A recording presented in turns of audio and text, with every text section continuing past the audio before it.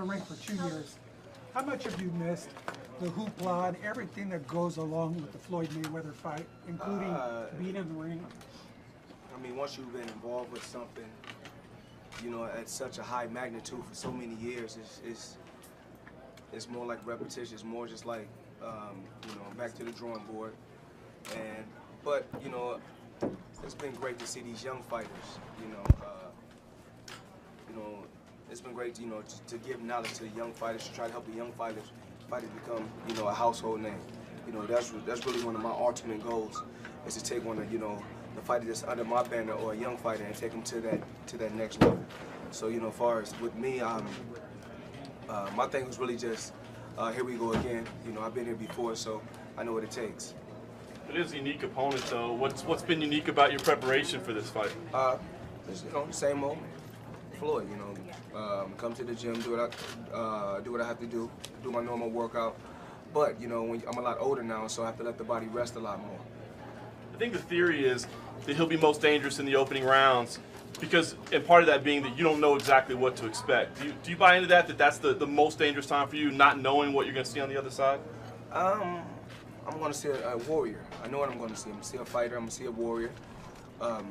You know, like I spoke on yesterday, when I done an interview yesterday, it was a great thing that Joe Cortez was able to go into his training camp so he can learn, you know, about the rules, the Queenberry rules of boxing. I think it was a great thing, you know. What did you think? What did you make of Conor? I mean, you probably spent more time and saw more of him at the World Tour than you ever had before. What were your impressions? He's a fighter. He's a warrior, and you know, that's really it. I couldn't really, you know, it's not for me to worry about, you know, what he do on a day-to-day basis. I mean, how he fights, I have to worry about what I have to go out there and do. But I know I'm not going to overlook him, and that's why I've been in the gym, you know, pushing myself and working extremely hard. What if it turns out he is overmatched? Do you feel like there'll be a responsibility on you to carry him a little bit, to put on a show if you are outclassing? We'll just have to see once we get to that square circle. You know, my job is to go out there and execute the game plan. And like I said, I can't overlook any opponent. Even if it's Conor McGregor, I can't overlook anyone. Nate Jones said there's been you know, some acknowledgement to the fact that he may come at you, like he was saying in the early rounds, and that you may be fighting, you know, for maybe the first time in a long time, like a real toe-to-toe type war. We'll just see. You know, I can't really say. As you know what's so crazy is that we always have our teammates and everyone on his, you have people on his side communicating and saying certain things. I have people on my side communicating and saying certain things. But when it's all said and done, it comes down to the two competitors. You know, it comes down to the two fighters, the two warriors. You know, my dad can give me a brilliant game plan, but he can't fight. I mean, he can't get in there and fight for me. Same goes for Conor McGregor and his team. His team can't fight for him. So when it's all said and done, you got the crowd going for me. The crowd can be pro McGregor, but when it comes down to the two combatants. The effects of age, how has that affected your training? Age, rest. I think it's more rest. You know, older, and you know, with age comes wisdom. So I think that it's very important to let the body rest. Whereas when I was a lot younger, I would train, and never let the body recoup. Whereas I'm older and I can train 2 or 3 days, let the body rest a couple days. Still doing cardio work, but still letting the body rest. So when I do come back from resting, 2 days I come back rejuvenated and with a lot more spark. Would it ever enter your mind, I think we're playing out the one question, if you get into this and it's apparent early that he's not anywhere in your league and it's going, you could end it early, would it ever enter your mind about giving a show because this is such a huge event, or would you say, I need to end this in case something would happen later, I need to get it over? Well, you gotta realize that when it's something of this magnitude, we know this is not just a fight. This is an event. You know, it's a $1 billion fight. It's an event.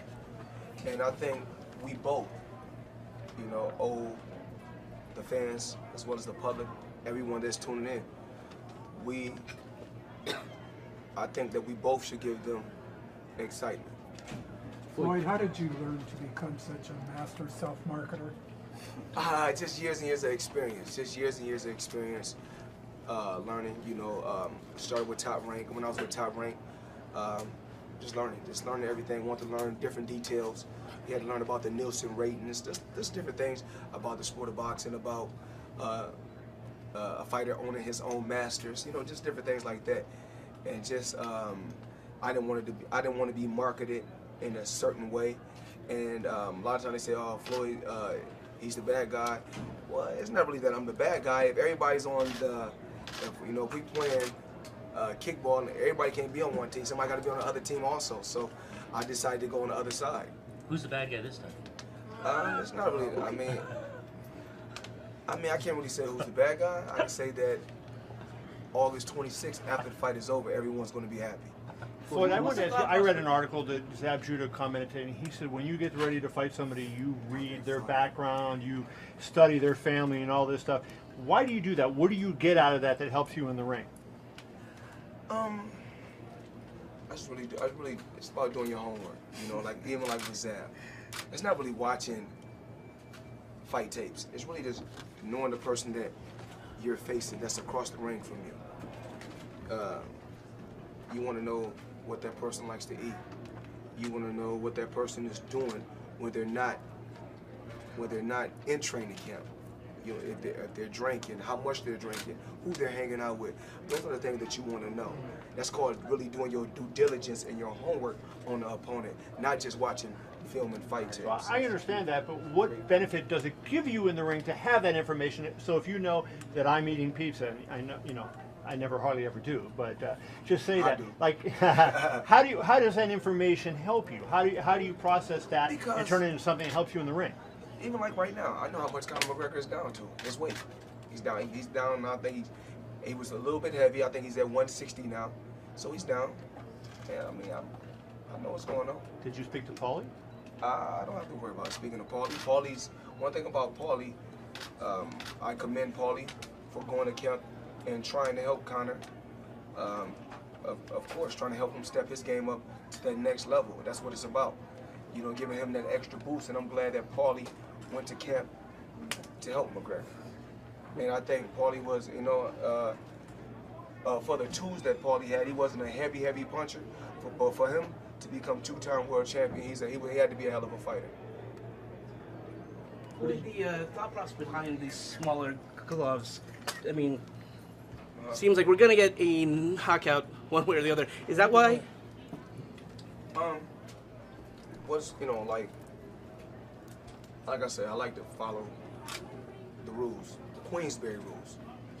And we all know, if anybody is knowledgeable about the sport of boxing, from 147 all the way down to 105, the lowest weight class, you fight in 8-ounce gloves. Once you fight at 154 all the way to heavyweight, you fight in 10-ounce gloves. But remember, some years back, some fighters really got hurt in 8-ounce gloves. I'm talking about smaller fighters. So when I fought Ricky Hatton, we fought in 10-ounce gloves. So a lot of times people saying we're talking about 10-ounce gloves being pillows. The only time I fought in 10-ounce gloves when it was pillows, when I was the B side, when I faced Oscar De La Hoya, and he chose the weight class. He chose my gloves also, so I didn't have no choice but to fight in what they gave me. And to become the A side, sometimes you gotta sacrifice something to get something. So that's what I did. Floyd, physically, you look like a 20-year-old. How do you feel? I've been working. I've been working. You know, it's just that this training camp has been a lot different. You know, I've been able to go to Miami, you know, spend some time in Miami. I've trained in LA. I want to do something a little different. And just not really pushing the body so hard, knowing my body. I've been working with these young guys. These young guys have been pushing me in camp. And what's crazy is this: I'm not one of those guys that's going to go out there and just post my workout or show the world what I'm doing. I've been around the sport a long time. Everybody know what I can do. Floyd, when you posted about the 8 ounces, what prompted that? Why did you do that this late in the game? I mean, they said that I thought about something that he said. He said that he's used to fighting in 4-ounce. He's used to fighting 4-ounce gloves. So, like I said in my post, I want to give you any advantage that you think. You know, for years and years, it's been excuses, just with fighters, period. You know, with the Manny Pacquiao fight, remember, this was the guy that was a rapid puncher, a combination puncher, but yet and still, I put him in a position to make him look ordinary. Even though he's extraordinary, I made him look ordinary. And I've been doing this for years to different fighters. And then you got people saying that, you know, we talk about the Canelo and Triple G. You know, I'm not here to knock anyone. You know, when I faced Canelo, he was a hell of a fighter. You know, once again, experience played a major key. Even like with this fight, you know, when we talk about certain things, when I said on paper, everything leans towards Conor McGregor, I never said that I think this fighter is going to beat me. I said on paper, everything leans towards him. You know, of course, the so-called boxing, you know, experts, they say things like, oh, when a guy is bigger, he's stronger, that means he's better. What I'm saying is this: on paper, we know he's taller. We know he has a longer reach. We know youth is on his side, okay? And I guess everybody's saying power is on his side. But I'm saying IQ is on my side, experience is on my side, and I think just fighting knowledge is on my side. So I never said that I feel that I'm going to lose. You know, I'm not going to get involved in anything if I think I'm going to take a loss. It's like me saying, yes, I'm going to invest my money, but I know I'm going to take a loss, but I'm still going to invest it. No, I'm going to tell the people what I truly believe and what it is on paper. Floyd, how is fighting a southpaw different for you in terms of preparation? People have said that you struggle with southpaws, but you've never lost to one. So. Well, last time I checked, I was undefeated against, whether you was orthodox or southpaw, I was undefeated against you. So everybody can tell their own opinion. How is it different in preparation, though, when you're fighting someone with a different style? A fighter is a fighter. It doesn't matter. You know, with McGregor, he looks to come out. He's going to come out, and he's going to keep switching. He's going to keep switching. I know what he's going to do. I already know. Like I said before, I already know what you're going to do. He's going to come out southpaw, then he's going to switch the other way. He's going to keep switching. But when you keep switching, all you're doing is burning energy. So let me give him some, let me give him a loan. Let me give him some knowledge so that he can see. You know, as you keep switching, you're burning too much energy. If you get the 8-ounce or the 10-ounce gloves, do you predict a knockout?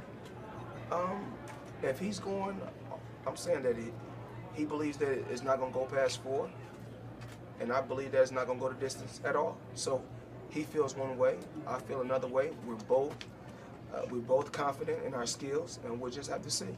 Do you have to finish him for this to feel like a win for you? Because I've heard some people say if he goes the distance, that's a victory for him. It is a victory for him. If he goes the distance, it's a victory for him. In my eyes, also. It all begins with the raid August 25th on FS1, then the prelims August 26th on Fox.